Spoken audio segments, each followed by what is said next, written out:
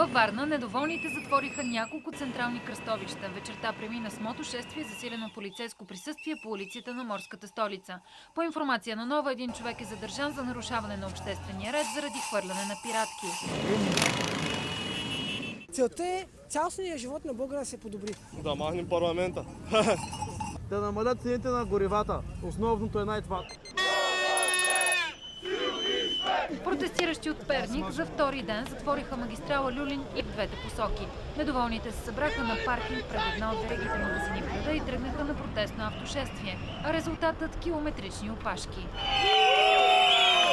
Полицията направи кордон, но се стигна до напрежение, а протестиращите изблъскаха органите на реда.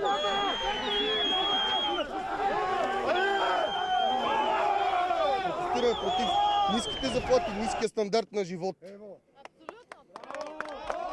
А министърът на вътрешните работи Младен Маринов днес призова за разум и спазване на законите по време на протестите. Смятам, че всеки има право на мирно събиране, на протест, но и всеки български гражданин има право на свободно придвижване, без да му се пречи. Призовавам абсолютно всички протестите да стават съобразно закона, мирно, да не се влиза в провокация с полицията, да се изпълняват полицейските разпореждания, а ние сме там, за да гарантираме това право на всеки един, който протестира законно.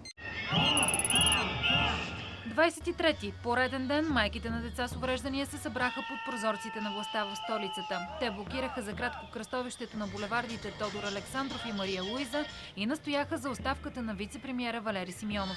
Към тях се присъединиха и една част от протестиращите срещу високите цени на горивата и срещу властта.